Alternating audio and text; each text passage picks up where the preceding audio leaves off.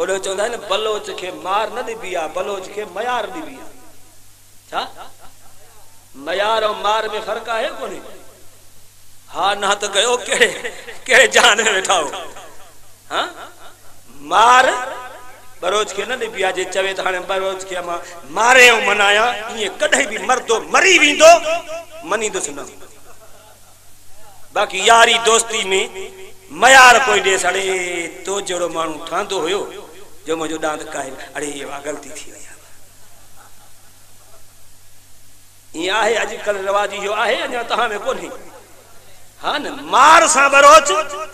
न मनींदो, बाक़ी मयार सां कॾहिं कॾहिं मञी वेंदो आहे। पर मां सम्झां थो तव्हां मयार सां बि सिधा नथा अचो। मां तव्हां केतिरो चयमि त मूंसां गॾिजी वञो। ला इलाहा इल्लल्लाह, ला इलाहा इल्लल्लाह, ला इलाहा इल्लल्लाह। वेठा वञा ईअं, बाक़ी मां निशान नथो कयां, हथ हेॾे कयो। ला इलाहा इल्लल्लाह, ला इलाहा इल्लल्लाह, ला इलाहा इल्लल्लाह। हस्बी रब्बी जल्लल्लाह, माफी कल्बी गैरुल्लाह, नूर मोहम्मद सल्लल्लाह। ला इलाहा इल्लल्लाह, ला इलाहा इल्लल्लाह। अव्वल आखिर है अल्लाह, बातिन जाहिर है अल्लाह, हाफिज नासिर है अल्लाह। ला इलाहा इल्लल्लाह, ला इलाहा इल्लल्लाह, ला इलाहा इल्लल्लाह। हाणे मां केतिरो वाज कयो आहे, हाणे जे चुप कयां तॾहिं बि के दोस्त चवंदा अरे मोदी साहब थकी पई। हाँ बाक़ी तव्हां मिंट में हेॾे हथ वञे थो त हेॾे किरी थो पवे।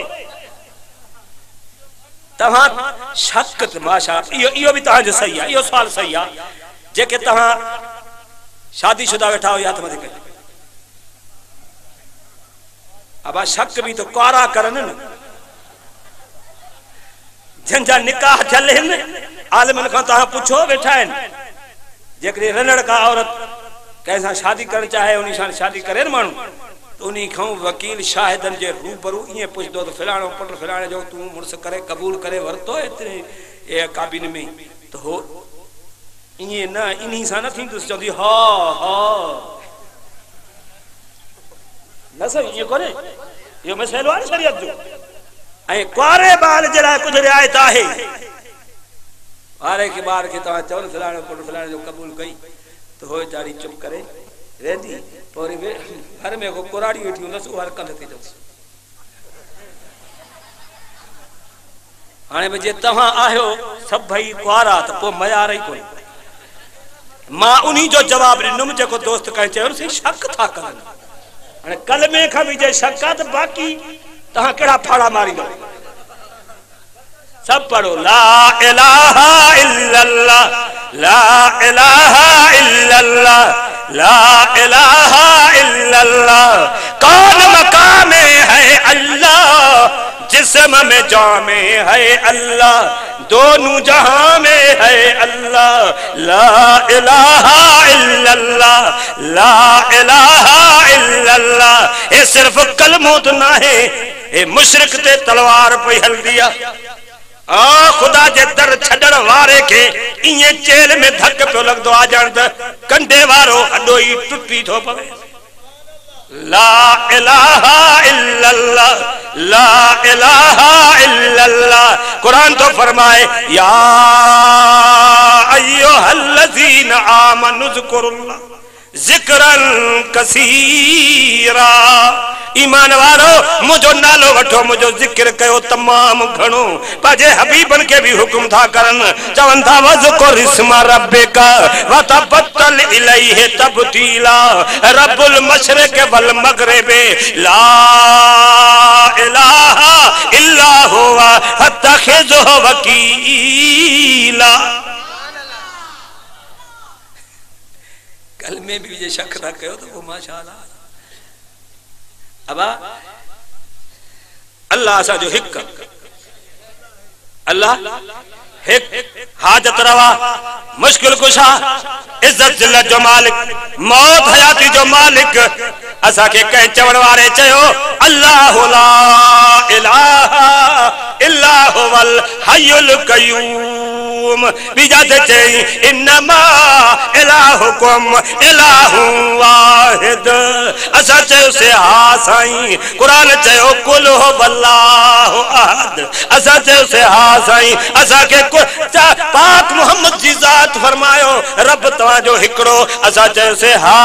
अल्लाह जे रसूल चयो नी सा कोई शरीक ना है असा चयो से हा मोहम्मद अरबी फरमायो कुरान मुस्तफा जे मथा लही आयो मां मोहम्मद अरबी जी पग बणजी आयो असा चयो से हा साईं मुस्तफा चयो मां आखिरी नबी जी आयो असा चयो से हा साईं मुस्तफा फरमाए मुझे रब सा कोई शरीक कोने असा चयो से हा साईं हा करण खां पो न ठंदिया ठंदिया हां हां बस वधिक न गलायो टाइम घणो थी वियो निंड जे झूटन में मता एक लफ्ज खां बियो निकरी वने कड़ी खबर हाँ तो छो मां जे अर्ज करण जो मतलब यो असा अल्लाह है अल्लाह जे रसूल सा हा कया ये असा निकाहन में माई सा हा था कयूं तरे भी जान नथी छुटी मरण मरण ताई एक वे सा साथ देऊ था ना अलायो मरण ताई एक वे सा साथ अल्लाह कदो दींदो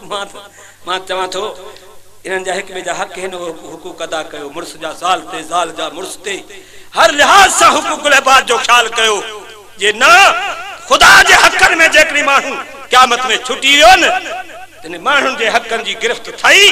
त जैसी ते हिसाब न दींदो तैसी ते जन्नत जा दर न खुलता आयो समझ में हा कयो हा जा आदि थी वञो हाओ अल्लाह से तो ऐसा के हा करण जी बोली सिखाईया अल्लाह चयो अलस्तो बे रब्बकुम मा ता जो रब आए हां इस्तिफामा तो जवाब मिल असा छा चयो से कालू बला आओ तू असा जो रब कलायो हा तो कयो ता वरी भी हाथ मथे न कर बस तो हा कर हा हा में मिलाए ने माशाअल्लाह जिगर दिल ठरी पौंदी आ मुझे पाक मोहम्मद करीम सब जो सल्लल्लाहु अलैहि वसल्लम जय अबू बकर मां नबी थी आयो हां सिद्दीक जयो हा मुझे मुस्तफा फरमा सुरिया न जते सुरी जो आयो मोहम्मद भाकुर पाए करे मुस्तफा पेशानी से चुम्मी लींदो आ जदो अबू बकर तू कल अबू बकर होए मुझे सदते हा कई थी हाने सिद्दीक अकबर थी पाक मोहम्मद जा गुलाम जय मुस्तफा सा हा कई वे मर्दा मरी गया बाजे टांडन ते सड़ी गया मगर कभी भी ना जी बोली उन नसीब कुरान तो फरमाए इन्नल लजीना कालू रब्बुना अल्लाह सुम्मस्तकामू ततनज़्ज़लु अलैहिमुल मलाइका अल्ला तखाफू वला तहज़नू वअबशिरू बिल जन्नतिल्लती कुंतुम तुअदून अल्लाह तो फरमाए जन मानुन चयो अल्लाह सा जो हिक्का माबूद सा जो हिकड़ो आ रब सा जो अल्लाह उनके टांडन ते सुमायो वियो उनके तीरन जी बारिश मथो कई वई जान परून थी वई बूटी बूटी मजान न थी उते भी चवन लगा हिक हिक हिक आयो समझ में आपको अल्लाह सही तो ऐसा के पाक मोहम्मद जी गुलामी नसीब फरमाए अर्ज पे कहे माबा मरण जे टाइम ते इनी कलमे ते जे ज़बान ठहल हुंदी न औ आदत तो जे कम में मानु रुधलाल सजो दी जेको कम जेड़ो मानु कंदो अते थो न रात जो ख्वाबन में भी माशाल्लाह उहे ख्यालात इंदा तस ये न हाने जी फसलन जाए लबारा थन थाए और शे न रात जो थकी हारी टुटी सुमी तो पवन सरे तो माई चंदस सोतो निंद में पियो हां थरे शर सुभाणे भी हाय का थी अब जेकर बेचारो धनारा सजो नी रिढ बकरियूं आहिनि वारो वारो रात जो मानी खाई खीर लट वटो बकरियुनि जे खीर जो पी ऐं बस साग जो वटो चट करे ही जो सुमी पियो तो रात जो माशाल्लाह अध रात थोरो जो पासो जो मटाए न पासे मटाण में चंदो हिस तो यह छाए छो तो सजो डी जो हिस में गुजरी आ तरे तो चवा इन कलमे सा यादगिरी में ज़बान के ठाए छड़ो जो निंद में भी चौदा वतु ला इलाहा इल्लल्लाह बावजूद बैठो हां अल्लाह साईं के हाजिर नाज़िर समझी करे गाल तो कया ता मदरसन जो मायनो कयो हर मदरसन में ये हालात हुंदा पर मां पंहिंजी ॻाल्हि कया पंहिंजे मदरसे में बेचारा जेके तालिब आहिनि सियारे जो टाइम आ करे 2-3 साल थिया ये जो आयुम मदरसे जे मुआइने करण जे लाइ त मता के का सवड़ लही वई हुजे नंढड़ा ॿार उते कुरान शरीफ पढ़ण वारो ॿार आ वेचारो वो रात जो पयो निंद्रा अर्जा तो अल्हम्दुलिल्लाह रब्बिल आलमीन इयाक नअबुदु व इयाक नस्तईन बोली समझण में कोन थी अचेस पर ये इयाक नअबुदु व इयाक नस्तईन इयाक नअबुदु लोडला देई सवड़ विधि मास रोई करे पंहिंजे रब के चए मौला असा मदरसन वारन वट बियो अमल तो कोन थी ए बाड़ा भी रात जो निंड में कुरान जी तिलावत कंदा पया थी यो छो होयो जो छोकरे की खबर ही सुबह जो सबक कच्चो थींदो तो कारी साहब न छदींदो कोई कन जी चोटी छो सजो डी जो विरद करे पियो न चे पियो सबक पक्को हुजे रात जो उस्ताद जो चेस जरा जे सुबाने सबक कच्चो थी तो ना तू हुंदे या मां हुंदो तो रात जो सुतो विचारो भी याग ना बदो याग नस्तई मां चंदो जेको जेड़े कम में लगल आ न पो जेकर इनी के असा रात नी इनी विरद के पचाइंदा रहूं न मरण जे टाइम ते भी होश तमाम बेहोशी जो आलम हुंदो काई शय न वणदी सिपिन सा पानी जो विदा वो भी हित बात खो निकरी हेठ हलियो विंदो जे इ अख खुले न बी गाल याद ना अचे चऊं ला इलाहा पढ़ो न ला इलाहा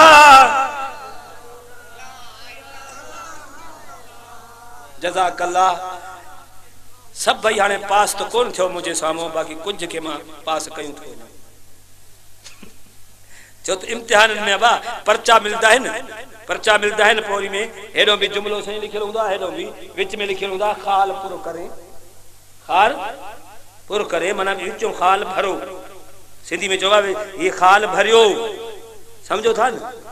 हां तो यो तो हेडो में जुमलो पढ़ी हेडो भी पढ़ी पो विच में खाली इम्तिहान पर्चो में चोना ये खाल भरियो बाबा यानी पंजो जुमलो एकरो ठाहो तो मां भी हलदे जो चाह थो ला इलाहा इल्लल्लाह ला इलाहा माशाअल्लाह सभई पास जेके वेठा हो चुप कयूं थोड़ो तकीदा ये भी पास छो तो जहान कापी जो आ उहे भी कापी ते पास हर को थी विंदी हाँ बाकी हाने कलमे में मता कापी कयो इते पास थियन जो अल्लाह से का मेहरबानी करे ते बी गाला बाकी जे ना पास चढ़ना ॾाढो ॾुखियो आ हाँ क्या कबर में जेके हिसाब किताब सवाल थींदा न पेपर मिलता उनमें 3 सवाल हुंदा उनमें एक हुंदो मर रब्बो का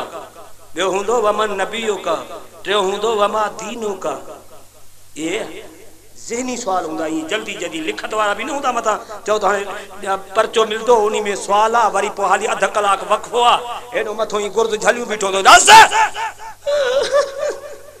हे जा पुट रस में छाए मर रब्बो का केरा तो जो रब मुर्की करे कलमे वारो चंदो छा बाहर मां रब के रब मनी दो हम भला जमीन में जे हेठ कबर में लही आया मुखा रब विसरी हुआ छा मुजो रब एक अल्लाह रब्बी अल्लाह मुजो रब वमन नबियो का तो जो नबी केड़ो आ मुर्की करे चंदो मुहम्मदुर रसूलुल्लाह तो जो दीन केड़ो आ जवाब में चंदो दीन अल इस्लाम मुजो दीन मोहम्मद अरबी जो दीन इस्लाम बाकी हाने गुस्ल जा फर्ज त मड़े इंदा हुंदा तो सब चुप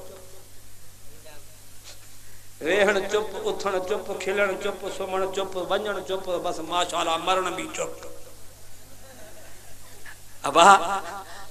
एकरे को पूछा पियो तड़ जा फर्ज केतरा है तुम जो बोले साहब मां इंदा है अबा इंदा थी तो बुधा न घणा है चे तो तेल साबुन टवाल हां जी पूछास पियो मजो तड़ जा फर्ज घणा है चिंटे मजो दस चे तेल साबुन टवाल ये हुजन तो मोला तड़ कजे जे न हुजन तो तड़ न हां तो पो जे या हालत आ साजी तो वरी भी असा ते नाराज चो ते मौलवी वारे सो हाथ ही छो थो कराए वरी सबूरन का पढ़ाए छो थो ताजी कावट थांदी आहे गलायो हाने बस बिना प्यार जे बिना इनी समझो कावट जे पढ़ो पाण माता जो बुधा कलम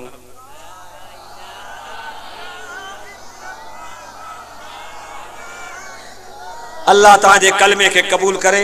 जै पढ़ियो आ उन जो कबूल करे जन वेही बुधो आ उन जो बुधण कबूल करे वरी बे दफे आयम तो वरी पो उन चयो हाली ये था पढ़नी वरी पो असा तो बुधाइंदासे हां अल्लाह कंदो हितो जा मानू आजान बुधदा है न जनी वो आजान जे बुधन रस्ते में घोड़े ते हुजन चहते भी हुजनी नी वींदे वींदे चला हक ना बागा पल्ले मस्जिद जे पैर न पहुंचो उते भी अल्लाह जो ऐलान बुधी अगते राही थी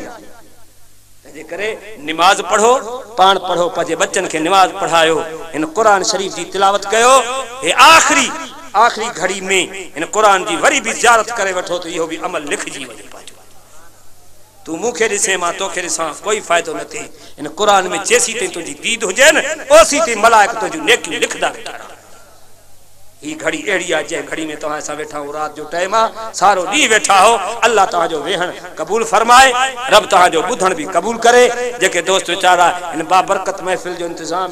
जन कयो आ अल्लाह उन जो यो इत्माम आई यो इंतजाम कबूल फरमाए मेहनत कबूल फरमाए बुधो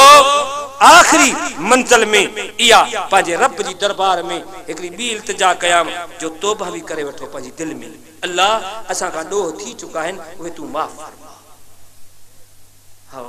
असा ने तो रवाज आई हो हाली बेचारो कंदो वधो दो गुनाह कह के घुत कह के मारण अरे बाबा एतरा डोह न कर अता मुजो मां पाजे ओठ जे मुला के चई छडियो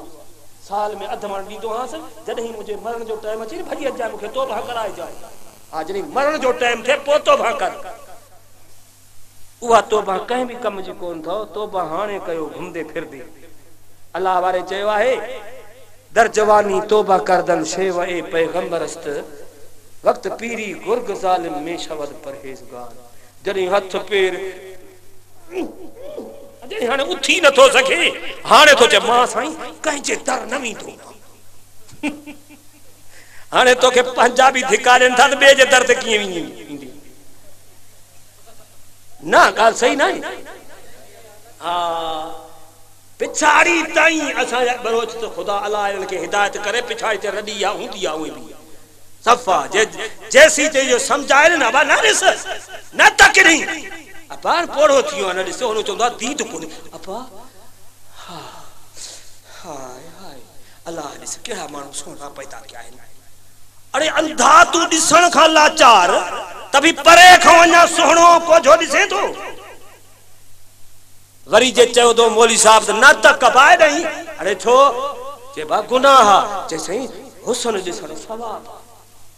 ये वरी किताब पंजा पढ़ी बैठो हे हुस्न दिसण सवाब तो करे वरी जे मौली साहब कुछ समझाए तो बाबा ये नाक ये न चवा बा अल्लाह से मत नाराज थी वनी त बियो खप एकड़ो अंधो बैठो आ बियो वो हुको नड़ी वात